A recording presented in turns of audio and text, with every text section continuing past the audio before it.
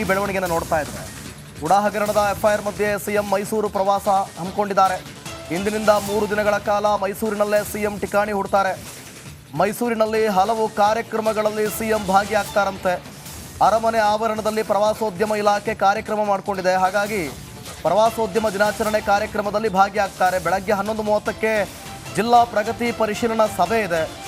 ಸಭೆ ನಂತರ ಕೇಸ್ ಕುರಿತು ತಮ್ಮ ಬಳಗದ ಜೊತೆ ಚರ್ಚೆಯನ್ನು ಮಾಡ್ತಾರಂತೆ. ನೋಡಿ, ಅಂದರೆ ಕಾನ್ಫಿಡೆನ್ಸ್ ಆಗಿರೋ ರೀತಿ ಕಾಣ್ತಾ ಇದೆ ಸಿದ್ದರಾಮಯ್ಯ. ನಿನ್ನೆ ಅಥವಾ ಇವತ್ತು ಅಥವಾ ನಾಳೆ ಎಫ್ಐಆರ್ ಆಗುವಂಥ ಸಾಧ್ಯತೆ ದಟ್ಟವಾಗಿದೆ. ಈ ಬೆನ್ನಲ್ಲೇ ಸಿದ್ದರಾಮಯ್ಯ ಆ ಕಡೆ ಗಮನವನ್ನು ಸ್ವಲ್ಪ ಬದಿಗಿಟ್ಟಿದ್ದಾರೆ. ಮೊದಲಿಗೆ ಅವರು ಮೈಸೂರಿನಲ್ಲಿ ಆಗ್ತಿರುವಂಥ ಕಾರ್ಯಕ್ರಮಗಳ ಬಗ್ಗೆ ಗಮನ ಕೊಡ್ತಿದ್ದಾರೆ. ಮತ್ತಷ್ಟು ಮಾಹಿತಿಯನ್ನು ಕೊಡ್ತಾರೆ ನಮ್ಮ ಪ್ರತಿನಿಧಿ ವಿನೋದ್ ಲೈವ್ನಲ್ಲಿದ್ದಾರೆ. ವಿನೋದ್, ಎಲ್ಲ ಒಂದು ಕಡೆ ಸಿದ್ದರಾಮಯ್ಯಂಗೆ ಎಫ್ಐಆರ್ ಭಯ ಇಲ್ವಾ, ಅಥವಾ ಮೊದಲಿಗೆ ಕಾರ್ಯಕ್ರಮಕ್ಕೆ ಪ್ರಾಶಸ್ತ್ಯವನ್ನು ಕೊಡ್ತಾ ಇದ್ದಾರೆ, ಆನಂತರ ಅದ್ರ ಬಗ್ಗೆ ಚರ್ಚೆ ಮಾಡ್ತಾರಂತೆ? ಏನೇಳಿದೆ ಇವತ್ತು ಕಾರ್ಯಕ್ರಮ, ಮತ್ತಷ್ಟು ಮಾಹಿತಿ ಕೊಡೋದಾದ್ರೆ?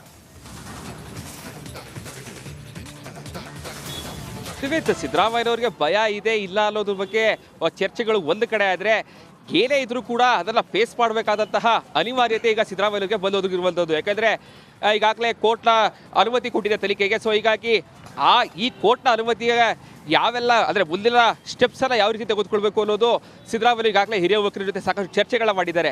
ಇದು ಒಂದು ಕಡೆ ಆದರೆ, ಸಹಜವಾಗಿ ಇದು ನಿಗದಿತ ಆಗಿದ್ದಂತಹ ಕಾರ್ಯಕ್ರಮಗಳು. ಯಾಕಂದರೆ ಇವತ್ತಿನಿಂದ 3 ದಿನಗಳ ಕಾಲವಾಗಿ ಮೈಸೂರಲ್ಲಿ ಇರ್ತಾರೆ. ಯಾಕಂದರೆ ದಸರಾ ಇಲ್ಲೇನೋ ಕೆಲವೇ ದಿನಗಳಷ್ಟೇ ಉದ್ಘಾಟನೆ ಇರುತ್ತೆ. ಸೊ ಹೀಗಾಗಿ ಪ್ರಗತಿ ಪರಿಶೀಲನೆ ಸಭೆಯೆಲ್ಲ ಇವತ್ತು ಸಿದ್ದರಾಮಯ್ಯ ಹಮ್ಮಿಕೊಂಡಿದ್ದಾರೆ. ಸುಮಾರು 11:30ಕ್ಕೆ ಪ್ರಗತಿ ಪರಿಶೀಲನೆ ಸಭೆ ನಡೀತಾ ಇದ್ದಾರೆ.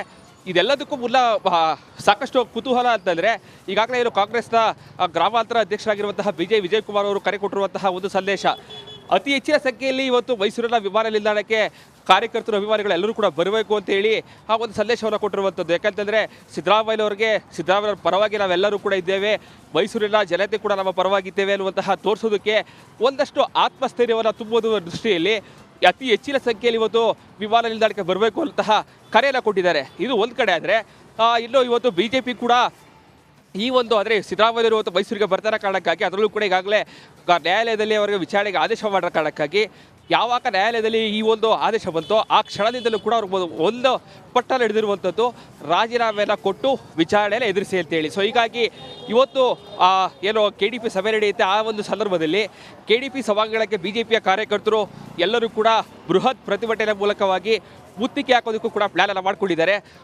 BJPಯ ಶಾಸಕ ಶ್ರೀನಿವಾಸ್ ಅವರ ನೇತೃತ್ವದಲ್ಲಿ ಇವತ್ತು ಬೃಹತ್ ಪ್ರತಿಭಟನೆ ನಡೆಯುತ್ತೆ. ಒಂದಷ್ಟು ಹೈ ಡ್ರಾಮಾ ಅಂತೂ ನಿಜಕ್ಕೂ ಕೂಡ ಇವತ್ತು ಜಿಲ್ಲಾ ಪಂಚಾಯತ್ನ ಸಭಾಂಗಣದಲ್ಲಿ ನಡೆಯೋದಕ್ಕೆ ಸಾಕ್ಷಿ ಆಗುತ್ತೆ. ದಿವಿತ್, ಥ್ಯಾಂಕ್ ಯು ವಿನೋದ್, ನಿಮ್ಮೆಲ್ಲ ಮಾಹಿತಿಗಾಗಿ.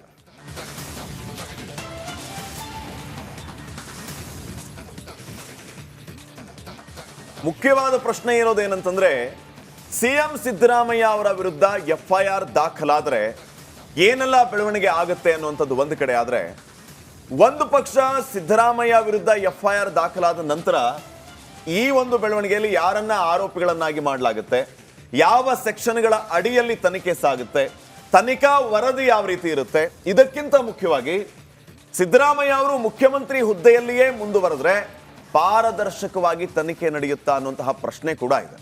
ಈಗ ಆರೋಪಿಯವರನ್ನ ಯಾರು ಮಾಡ್ತಾರೆ, ಯಾವ್ಯಾವ ಸೆಕ್ಷನ್ ಅಡಿಯಲ್ಲಿ ತನಿಖೆ ಸಾಗುತ್ತೆ, FIR ಯಾವಾಗ ಆಗುತ್ತೆ, ಈ ಎಲ್ಲ ವಿಚಾರಗಳ ಬಗ್ಗೆ ಒಂದು ವರದಿ ಇದೆ, ನೋಡ್ಕೊಂಬರೋಣ.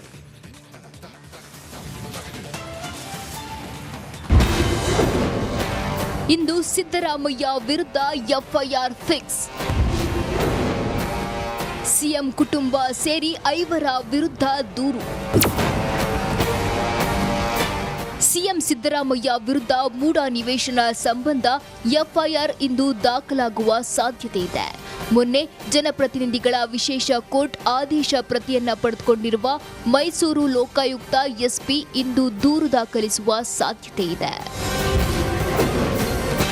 ಯಾರ್ಯಾರ ವಿರುದ್ಧ ಕೋರ್ಟ್ ತನಿಖೆಗೆ ಆದೇಶ ನೀಡಿದೆ ಎಂದು ನೋಡೋದಾದ್ರೆ, A1 CM Siddaramaiah, A2 CM ಪತ್ನಿ BM ಪಾರ್ವತಿ, A3 ಸಿಎಂ ಬಾಮೈದ ಮಲ್ಲಿಕಾರ್ಜುನ ಸ್ವಾಮಿ, A4 ಭೂ ಮಾಲೀಕ ಎನ್ನಲಾದ ದೇವರಾಜು, A5 ಅಂದಿನ ಅಧಿಕಾರಿ ವರ್ಗದವರು ಎಂದು FIR ದಾಖಲಿಸುವ ಸಾಧ್ಯತೆ ಇದೆ.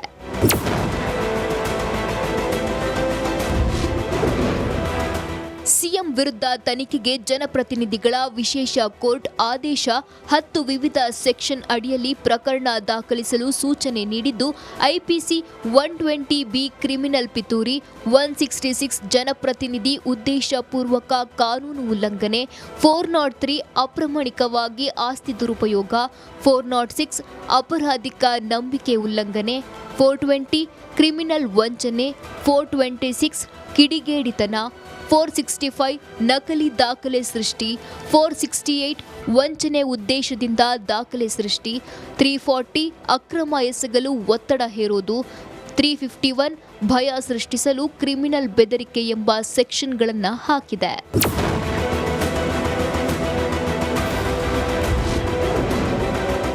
ಸಾವಿರದ 1988 ಭ್ರಷ್ಟಾಚಾರ ನಿಯಂತ್ರಣ ಕಾಯ್ದೆಯಡಿ ಎಫ್ಐಆರ್.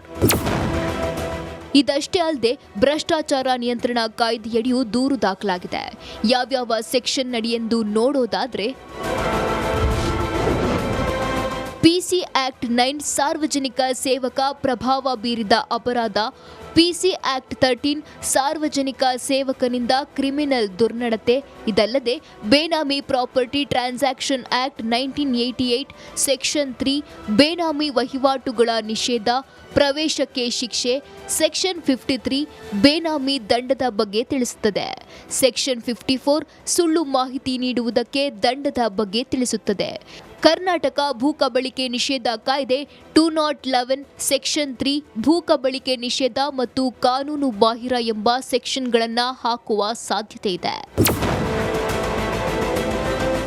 ಒಟ್ಟಾರೆ ಒಂದು ದಿನದ ಬಳಿಕ ಸಿಎಂ ಸಿದ್ದರಾಮಯ್ಯ ವಿರುದ್ಧ ಲೋಕಾಯುಕ್ತ ಪೊಲೀಸರು ದೂರು ದಾಖಲಿಸಿ ವಿಚಾರಣೆ ಶುರು ಮಾಡ್ತಾರಾ ಎಂಬುದನ್ನು ಕಾದು ನೋಡಬೇಕಿದೆ. Bureau report, Republic Kannada.